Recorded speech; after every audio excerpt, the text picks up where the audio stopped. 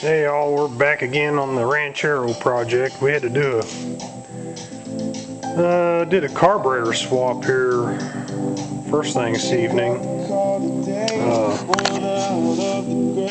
This is the carburetor that came off the Ranchero, and that's the intake off our 302 Galaxy project. We ended up taking the Galaxy carburetor off this intake and put it on the Ranchero, and it's idling a lot better, starts a lot better. I'm not sure what's going on with this thing. These carburetors are very similar, but there's some differences too. Here in the, I don't know if you can see in the inside there, it's got that needle assembly that it's raising. The Galaxy carburetor doesn't have that, and underneath that there was a gasket that I had to make. I didn't have a kit for this carburetor. I had to make a gasket, and I may not have got that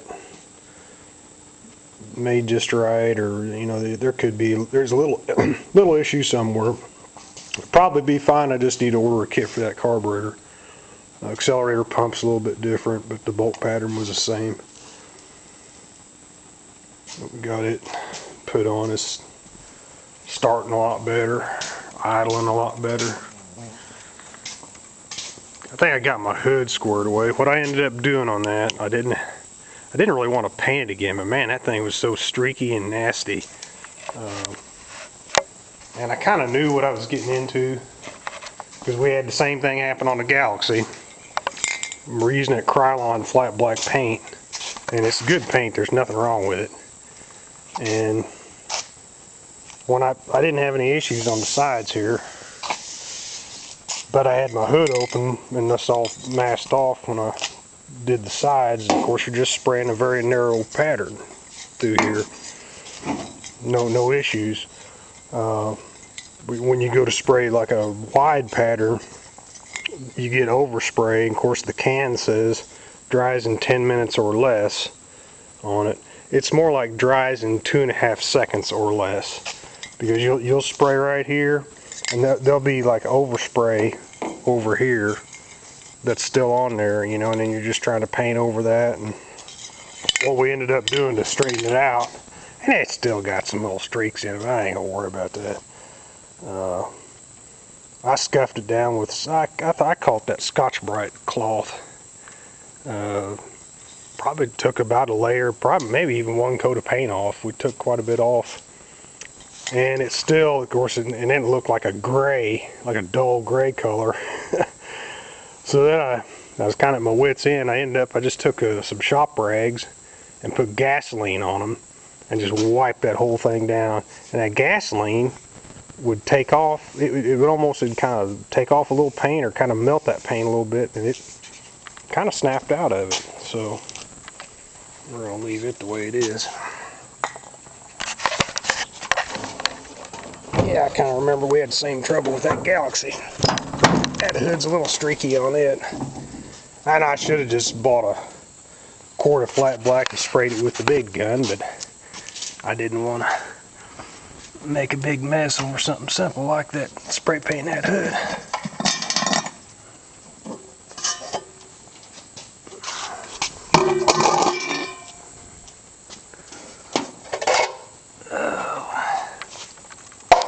Yeah, there's our old Galaxy carburetor. We do have it's got a new rebuild kit in it. Or at least we did, 3 years ago when we first bought the car. And I wish I'd have done it. Should have took a video when I was doing it, but you got this thick plate here, and underneath right here, you got a port where exhaust comes up through there. And what was happening is that other carburetor, and this one would probably do it too, was getting so hot, it was boiling the gas out of it. Just like sitting there idling, and then you shut it off and you vapor lock, and I mean, it was hot, hot, hot. So while we had all that apart, I took a piece of sheet steel and plugged that hole off. There's a hole maybe 1/2 inch or inch long, 1/2 inch wide. Probably won't hurt anything. We'll see See what it does. And you can actually see the engine now. We got all my exterior components of the air conditioner off, and I'm still going to take it. I'm going to do something different with that box. But yeah, you can actually see the engine over here now.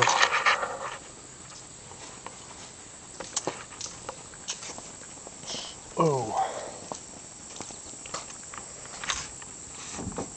big old heavy compressor. Yeah, look at them, that's cast iron. Look how thick it is, man. Which those old compressors would rattle. Now this one's got the big flywheel on it. Them ones that didn't have that flywheel would really rattle. They'd break bolts, and they had her bolted. I don't know how many bolts. They may have had 8 bolts holding this thing in. Had them in the back too. So yeah, I got all that off. So we'll put that in the archives in case we get another one or if somebody's interested in this stuff.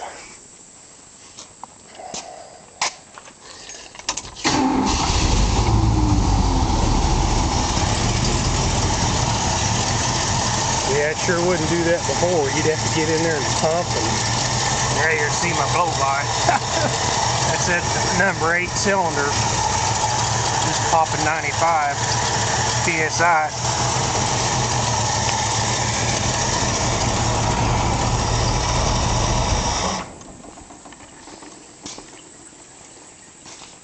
Surprisingly, it don't smoke. You know, you'd think it would oil smoke, but it's hard telling. I mean, there may be a little crack in the piston, may just have something with the rings. We'll find out. I'm tempted just to order that kit now. This thing's surely standard. The car's got, odometer shows 69,000, so I assume that's 169,000. It's possible, you know, that motor could still be, more than likely it's still stock. But you never know, so I probably ought to pull the pan and yank ahead and check the bore on it, make sure. But yeah, I'll bet it's all stock yet. I'm just anxious to get it done.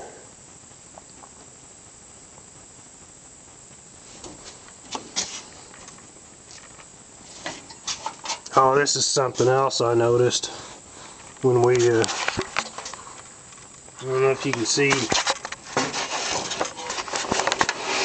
That radiator is kind of bulged out right there.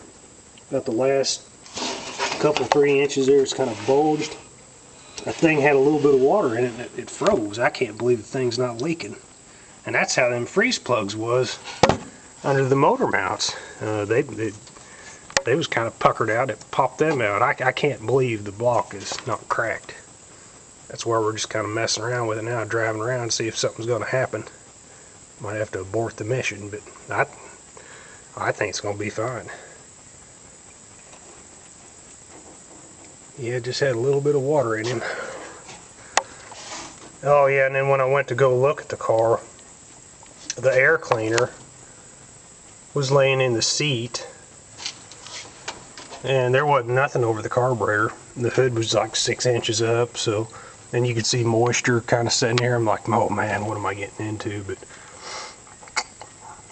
took a chance on it.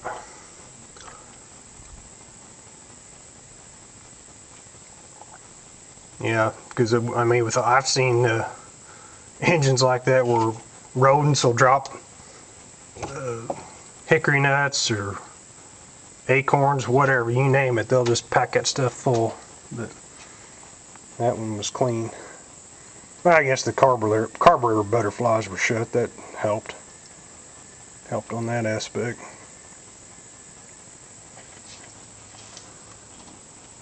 Yeah, I can't believe how much all that air conditioner equipment back then. Of course, everything was so big and heavy, and it's hard telling what that kit back there weighs. We probably lost 75 or 80 pounds just taking that stuff off. Well, we're a little bit closer. We'll talk at you later, folks.